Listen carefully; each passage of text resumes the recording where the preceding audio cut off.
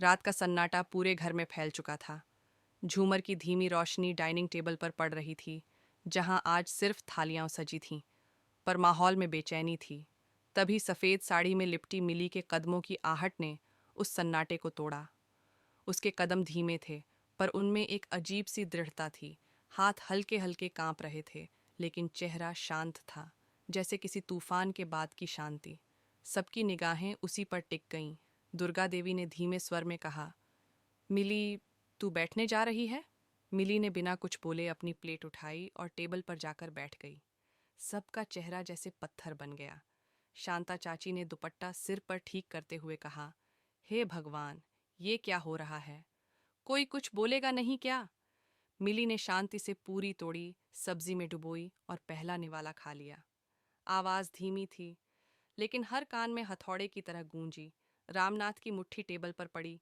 मिली, ये क्या बेहूदगी है? घर में इतना कुछ हो चुका है और तू ऐसे आराम से खाना खा रही है? अहाना धीरे धीरे खड़ी हुई। उसकी आंखों में आग थी, पर लहजा सम्मान का। वह मिली के पास गई, उसका कांपता हाथ थामा और बोली, बस चाचा जी, अगर मिली खा रही है तो उसे खाने दीजिए।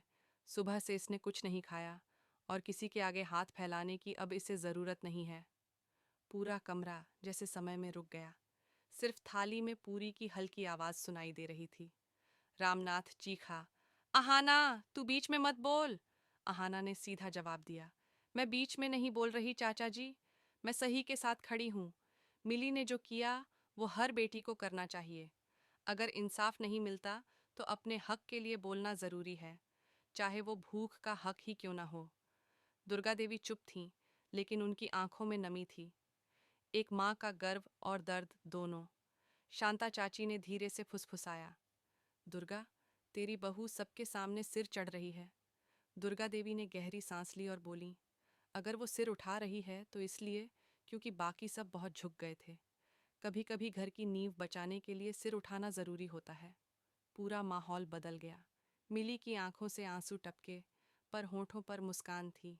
कैमरा उसके चेहरे पर झूम करता है और उसकी मन की आवाज़ गूंजती है, आज पहली बार मैं खुद के लिए बैठी हूँ। हर दिन सबके लिए खाना बनाती थी, पर खुद खाने से डरती थी। आज डर नहीं है, बस सुकून है, क्योंकि अब मेरे साथ कोई है। अहाना दी। अहाना उसके पास बैठ गई, बोली, खा लो मिली, आज जो तुमने किया वो एक छोटी नहीं, बड़ी जीत है।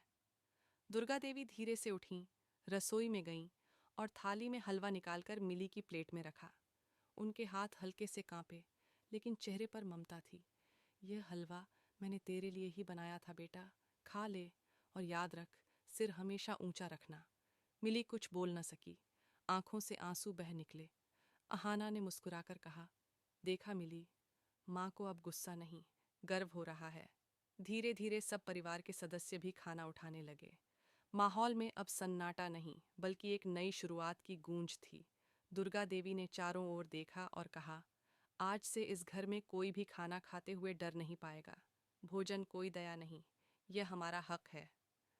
पृष्ठभूमि में हल्का संगीत बजता है। माँ की ममता थीम।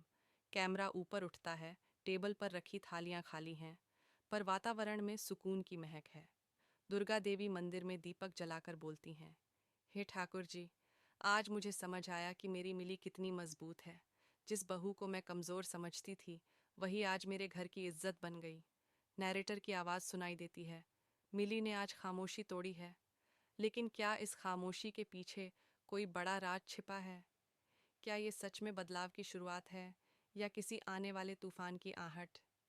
कैमरा धीरे धीरे मंदिर के दीपक से ऊपर उठता है और सीन खत्म होता है उस रोशनी में जो सिर्फ दीवारों को नहीं, सोच को भी रोशन कर रही थी।